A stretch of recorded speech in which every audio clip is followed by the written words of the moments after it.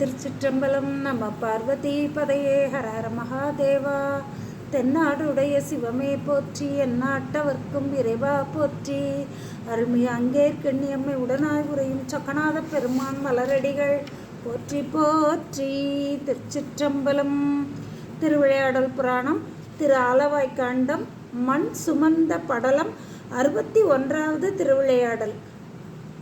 பாகம் 1. பண் சுமந்த மறை நாடரும் பொருள் பதம் சுமந்த முடியார் மனம் புன் சுமந்து துயர் தீர வந்த பரி நரிகள் அடவி போன பின் விண் சுமந்த சுரநதி என பெருகுவித்த வையை இது விடையவன் மண் சுமந்து திருமேனி மேல் அடி வடு சுமந்த கதை ஓதுவாம். திருவாதவூர் அடிகளின் மனத்துயர் நீங்குமாறு வந்த குதிரைகளெல்லாம் நரிகளாகி காட்டுக்கு சென்ற பின் வானில் உலாவிய தேவ ஆறாகிய கங்கையைப் போல வைகையை பெருகுவித்த திருவிளையாடல். இறைவன் மண்ணை சுமந்து திருமேனியின் கண் பிறம்படியும் பட்ட தழும்பினை தாங்கிய திருவிளையாடலை இனி நாம் காண்போம். கருங்கடல் திரையிடை கிடந்து சுழல் கலம் என ககன முகட அழாய் வரும் புனல் பறவையுள் கிடந்து நகர் மருகி உட்கமர வேலினான் ஒருங்க அமைச்சரை விழித்து நீர்கரை சுமந்து ஒதுக்கி வரும் ஓத நீர் பொருங்க கதத்தினை அடக்குவீர் என அமைச்சரும் தொழுது போயினார். கருங்கடல் என வைகையாற்றின் வெள்ள பரப்பினை கண்ட பாண்டிய மன்னன் மதுரை மூதூர் பெரிதும் துன்பமடைவதைக் கண்டு தனது மந்திரிகளை அழைத்து, நீங்கள் எல்லாம் சென்று வைகையாற்றின் கரையை கட்டி அந்த வெள்ளத்தின் வேகத்தையும் அதனுடைய போக்கையும் மட்டுப்படுத்தி வாருங்கள் என்று ஆணையிட்டான். வெறித்தடக்கை மத யானை மந்திரிகள் வேறு வேறு பல குடிகளும் குறித்து எடுத்து எழுதி எல்லை இட்ட அளவு கோல் கிடத்தி வரை கீரியே அறுத்துவிட்டு நகர் எங்கனும் பறையறைந்து அழைத்துவிடும் ஆளெல்லாம் செறித்துவிட்டு அவரவர் கழந்தபடி செய்மின் என்று வருவித்தனர். அமைச்சர்களும் வெவ்வேறு வகைப்பட்ட பல குடிகளையும் குறிப்பெடுத்து எழுதி வைத்து கொண்டு தங்களுடைய வைகையாற்றின் எல்லையை வரையறுத்து அவரவர் அடைக்க வேண்டிய பங்குகளையும் குறிப்பிட்டு அவரவர் பங்குகளை அடையுங்கள் என்று பறைசாற்றி அழைத்தனர். வீட்டுக்கு ஒரு கூலியாளாக வந்தவர்களையெல்லாம் ஓரிடத்தில் கூட்டி அவரவர் எல்லைக்கு உட்பட்ட பகுதிகளை விரைவாக அடைத்து விடுங்கள் என்று ஆணையிட்டனர். மண் தொடும் கருவி கூடையாளரும் மரம் சுமந்து வருவார்களும் விண்டோடும் படி நிமிர்ந்து வண்டுபடி விரி பசுந்தழைய பலாலமும் கொண்ட அதிர்த்து வருவாரும் வேறு பல்கோடி கூடிய குலாமும் நீர் மொண்டு அருந்த வரும் மேக சாலமென வருபுணல் கரையின் மொய்த்தனர். வைகையாற்றின் கரையிலே மண்வெட்டியை சுமந்து கொண்டு வருபவர்களும் கூடையை சுமந்து கொண்டு வருபவர்களும் மரங்களையும் தலைகள் வைக்கோல் போன்றவற்றை எடுத்து வருபவர்களும் என கூட்டமாக வைகை கரையில் மொய்த்து நின்றனர். கட்டுவார் கரை உடைப்ப நீர் கடுக்கல் கண்டு நெஞ்சது கலங்குவார் மட்டில்லாத முனிவு என்னை அன்னை இனி ஆறுக என்று எதிர் வணங்குவார் கொட்டுவார் மணல் உடை படங்க மகிழ் கொள்ளுவார் குறவை துள்ளுவார் எட்டு மாத்திரமும் எட்ட வாயொலி எழுப்புவார் பறையிட்டு அரற்றுவார். கரை உடைப்பட்ட வைகை கரையின் ஓரங்களிலே மரங்களை கொண்டு வந்து நிறுவி அதில் வைக்கோல் பிரியை கொண்டு நட்டிய மரத்தடியில் கிடத்தி அதில் தாளைகள் கிளைகள் இதெல்லாம் நிரப்பி மண்ணை வெட்டி எடுத்து சென்று விரைவாக கொட்டி நிரப்பினர். ஆனாலும் கரையை உடைப்பதற்கு நீர் விரைந்து வருவதைக் கண்டு வையை தாயே, எங்கள் மேல் அளவில்லாத சினம் எதற்கு, இனி ஆறுக என்று எதிர்வணங்கி மணலை கொட்டி அதனால் உடைப்பு அடங்க கண்டு குறைவையிட்டு மகிழ்ச்சியில் பறையடித்து தங்கள் மகிழ்ச்சியை காட்டினார்கள். இந்நிலை ஊரில் உள்ளார் யாவர்க்கும் கூலியாளர் துண்ணி முன் அளந்த எல்லைத் தொழிலின் முறை மூண்டு செய்வார். அந்நிலை நகரின் தென்கீழ் திசையுளாள் அளவில் ஆண்டு மன்னிய நரைமூதாட்டி ஒருத்தி பேர் வந்தி என்பாள். இங்கனமாக ஊரில் உள்ள அனைவரும் அவரவருக்கு அளந்துவிட்ட எல்லையில் முறைப்படி அடைக்க, அப்பொழுது திரு ஆலவாய் நகரின் தென்கிழக்கு திசையில் உள்ள வந்தி என்னும் பெயரை உடைய ஒரு மூதாட்டி, அவள் 1000 பிறை கண்டவள், கூன் உடையவள், நரைத்திரை மூப்பெல்லாம் கொண்ட அளவற்ற ஆண்டுகள் கழிந்த மூதாட்டி என்பாள் இருந்தாள். செவி உணவான வேத சிறப்பொருள் உணர்ந்து செந்தி அவி உணவு ஊட்டும் ஈசன் அன்பரில் ஆற்ற நோற்ற தவம் நிறை பேறு துய்ப்பாள். தாயிலார்க்கு அன்னை ஒப்பாள் சுவையுறுப்பிட்டு விற்று உன் தொழிலினால் தமிழாவாள். எம்பெருமானுடைய திருச்செவிக்கு செவி உணவாக மறைகளின் பொருளினை உணர்ந்து கூறுபவர்களும் வேள்வித்தீயின்கண் அதியாகிய உணவினை உண்பிக்குமாறு செய்யும் இறைவனது அடியார்களிலும் மிகச் செய்த தவத்தினை உடையவளாக, அன்னை இல்லாதவர்களுக்கு அன்னை போன்றவளாக, சுவைமிக்க பிட்டினை விற்று உண்ணும் தொழிலினை உடையவளாக, யாருமற்ற தனியளாக நின்றாள் வந்தி. தாயுமிலி தந்தையிலி தான் தனியனாய் நின்ற சிவபெருமானுக்கும் ஒரு அன்னை போன்றவள். நிறை பேறு துய்ப்பாள்.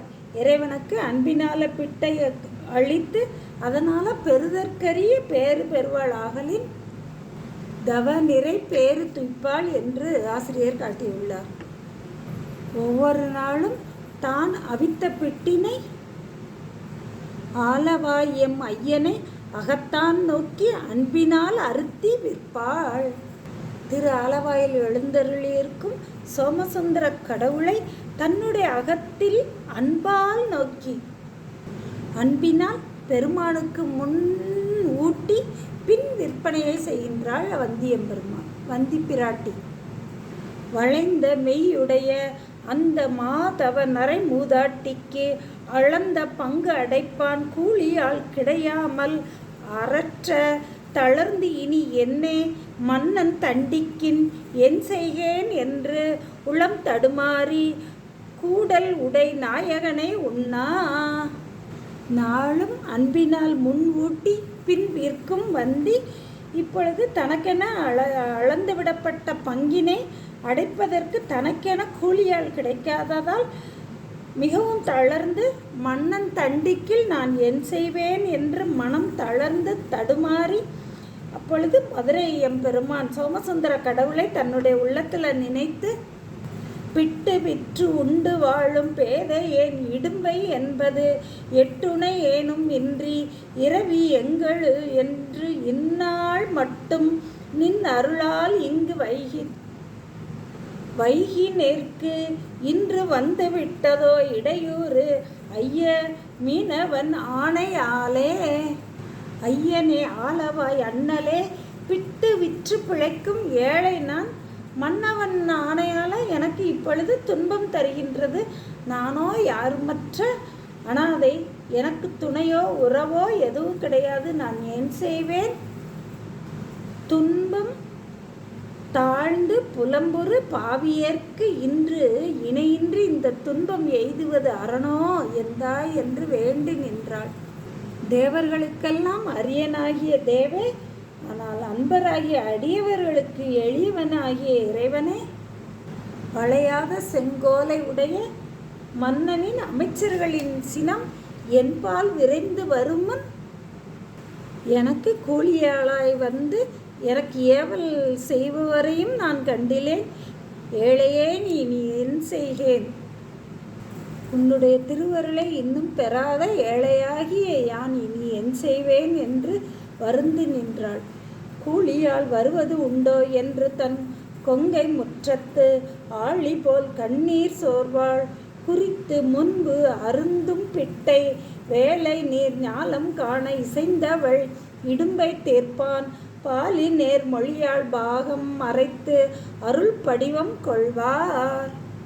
கூலியாளாய் வந்து ஏவல் செய்பவரையும் காணோம் என்று கண்ணீர் விட்டு வருந்தி நின்று அந்த வந்தி பிராட்டியின் முன்பு அவள் முன்பு மனதால் நினைந்து, பிறர் அறியாத வண்ணம் மனதால நினைந்து உண்பித்த பிட்டினை உண்ட பெருமான் இப்பொழுது இப்புவியில் உள்ளவர்களெல்லாம் காண உண்டு அவளுடைய துன்பத்தை நீக்கும் பொருட்டு பாலின் நேர்மொழி அம்மை பாகத்தை மறைத்து திருவருளால் உருவம் கொண்டு வருகின்றார். அழுக்கு அடைந்த பழந்துணி ஒன்று அரைக்கு அசைத்து விழுத்தொண்டர் குழு கடந்து இண்டை நீர் சுமை அடைமேல் கூடை கவிழ்த்து எழு கடந்து திசை கடந்திட்டு இணை கடந்த திருத்தோள் மேல் அழுக்கடைந்து விளங்கிய வாய் மண்டோடு தின்படை ஏந்தி மண் தொடு படையேந்தி மண்வெட்டியை சுமந்து கொண்டு அழுக்கடைந்த ஒரு பழந்துணியை தன்னுடைய இடையில் கட்டிக்கொண்டு அடியவர்களெல்லாம் அவர் திருச்சடையில் சாற்றிய இண்டை மாலைகளும் திருச்சடையும் இப்பொழுது சும்மாடு போல விளங்க அதன் மேலே ஒரு கூடையினை கவித்து கொண்டு அழகான தோளின் மீது மண்வெட்டியை சுமந்து கொண்டு வந்தார்.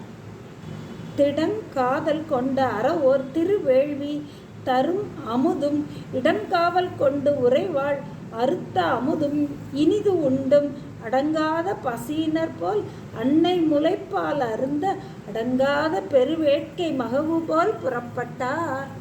அறவோர்களது அன்பினை உண்டும் சிறந்த வேள்வியில் கண் தருகின்ற அவிபாகத்தை உண்டும் தன்னுடைய இடபாகத்தில் உரைகின்ற அம்மையார் ஊட்டும் திரு அமுதினை உண்டும் அடங்காத பசி உடையவராக, மிகுந்த பசியை உடைய ஒரு குழந்தை தாயின் முளைப்பாலை பருகுவதற்கு அடங்காத பேரவாவோடு இருப்பது போல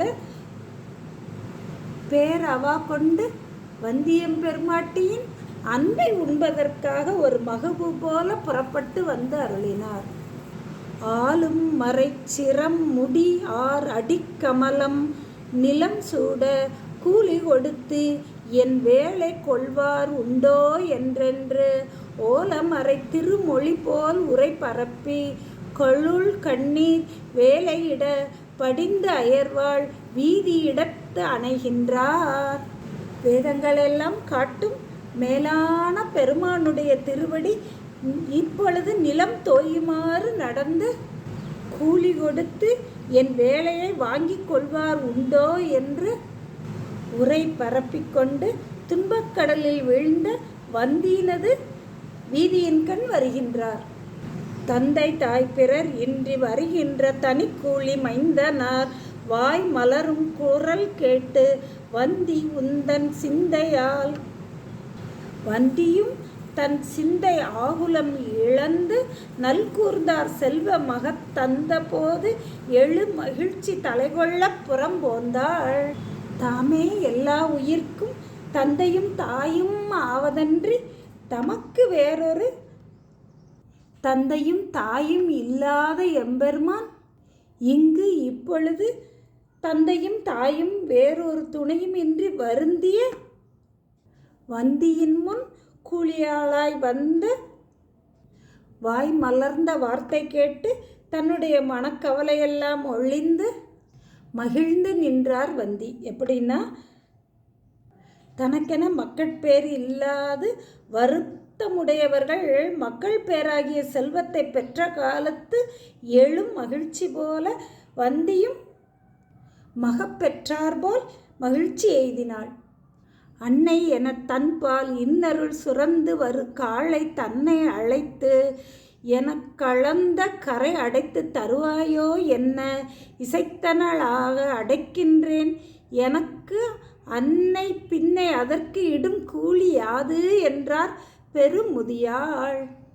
தாயில் சிறந்த தயாவான இன்னருள் சுரந்து வரும் காளையை அழைத்து என் பங்குக்கு அளந்துவிட்டு கரையினை அடைத்து தருவாயோ என்று வினவ, அன்னையே தாயே நான் அடைக்கின்றேன், அடைத்த பின் எனக்கு அதற்கு இடும் கூலி யாது என்று இறைவனும் எதிர் விளம்ப அதை அம்முதியவள் பிட்டிடுவேன் உனக்கு என்றாள். அதற்கு இசைந்து பெரும் பசியால் சுட்டிட நான் மிக மெலிந்தேன். சுவைப்பிட்டில் உதிர்ந்தவெல்லாம் இட்டிடுவாய், அது முந்தத் தின்று நான் இளைப்பாரி கட்டிடுவேன் நின்னுடைய கரை என்றார். கரை இல்லா உனக்கு கூலியாக பிட்டு தருவேன் என்று வந்திப்பாட்டி கூற, கால இட எல்லைகளையெல்லாம் கடந்த பெருமான் அதற்கு உடன்பட்டு, பசித்தீ என்னை சுடுகின்றது, அதனால் நான் மிகவும் மெலிந்தேன். நான் வேலை செய்வதற்கு முன்னரே சுவைமிக்க பிட்டில், நீ செய்த சுவைமிக்க பிட்டில் உதிர்ந்த பிட்டு முழுவதும் தருவாயாக, அதனை தின்று நான் சிறிது இளைப்பாரிக்கொண்டு உன்னுடைய பங்கு கரையை கட்டுவேன் என்று கூறினார். தெள்ளி அடு சிற்றுண்டி சிக்கடைந்த பொது நீக்கி அள்ளி எடுத்து அருந்தப்பா என்று இட்டாள். அரைக்கசைத்த புள்ளி உடை துகில் நீத்தார் புறத்தானை விரித்து ஏந்தி ஒள்ளியது என்று அவள் அன்பும் உடன்கூட்டி அமுது செய்வார். மாவினை தெள்ளி எடுத்து செய்த பிட்டினை தன் அழுக்கடைந்த பொதி மூடு துணி அந்த ஆடையை நீக்கி அந்த பிட்டையெல்லாம் வைத்து அள்ளி எடுத்து அருந்தப்பா என்று, அப்பனே உண்பாயாக என்று கூறி அளித்த அருள, இது மிக நன்றாக இருக்கிறது என்று இந்த வந்திப்பாட்டியின் அன்பையும் உடன் சேர்த்து அருந்துவார் ஆயினார் பெருமான். அன்னை முளைத்தீம்பாவின் அரிய சுவைத்து இஃது அந்த தென்னவனாய் உலகாண்ட திரு ஆலவாயுடைய மன்னர் பிரான் தனக்கேயம் என்றென்று வாய்ப்பெய்து சென்னி அசைத்து அமுது செய்தார். தீவாய் நஞ்சு அமுது செய்தார். திருச்சிற்றம்பலம்.